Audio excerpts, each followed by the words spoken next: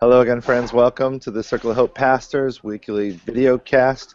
We're going to go for about 5 minutes of unscripted dialogue here about, excuse me, a topic that's been coming up for a lot of us. It's what do we do with the fear of handgun violence and terrorist attacks?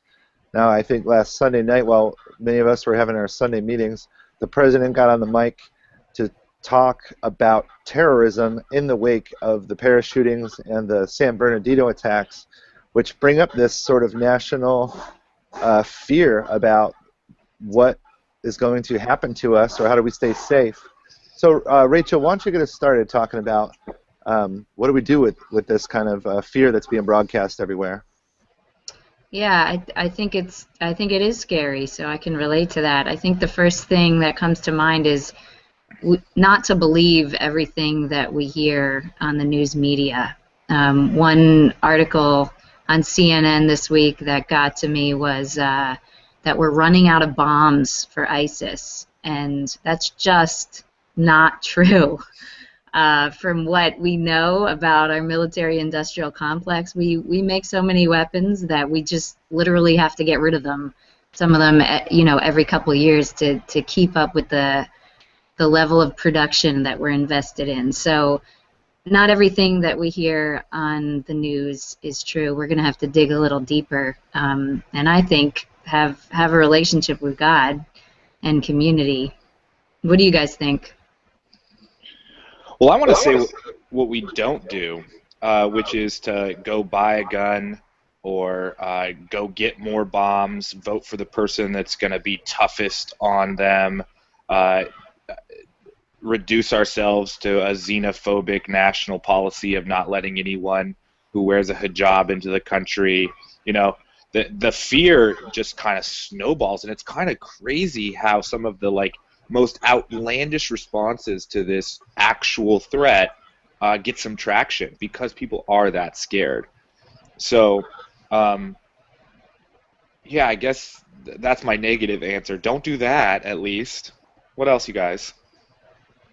Hey, by the way, just a side point, Joshua, are you in a bomb shelter? Where are you? Yeah, sorry, I'm on location here at Schumer Sunoco up in Mayfair. Vacation destination of the world. Circle of Hope discount. Yeah. Sheed, do you want to talk about my shelter, or do you want to get into this? I'm mainly here to make snarky comments. But I will say this. When Barack Obama says something like, and even proposes what I consider to be common sense gun legislation, like if you're on the no-fly list, you shouldn't be allowed to buy a gun, I'm not very much encouraged by it, even though it kind of makes sense to me. I'm not really a gun person, never have been. But I talk to a lot of gun people who know things about gun rights and know things about the no-fly list, like how a baby got on it. And so there's problems with a legislative answer to our hope. The law is not going to save us, and neither will individual rights that are granted to you by the right giver who the government makes itself out to be. Only Jesus is going to save us, and he is the fulfillment of the ultimate law. He is the fulfillment of the law that God gave us, and in his incarnation is where we find our hope. I hope that doesn't sound like a meaningless platitude like the New York Daily News was saying the other day. Nah, preach on, preacher. We're going to have a 20-second lightning round in a sec, but I just want to note that the fear thing is nothing new, particularly if you're in certain regions in Pakistan or other places where you not only have these militant, you have multiple governmental forces, and then you have the presence of U.S. drones that are constantly, killing civilians. Usually for every one suspected militant, 10 innocent people die.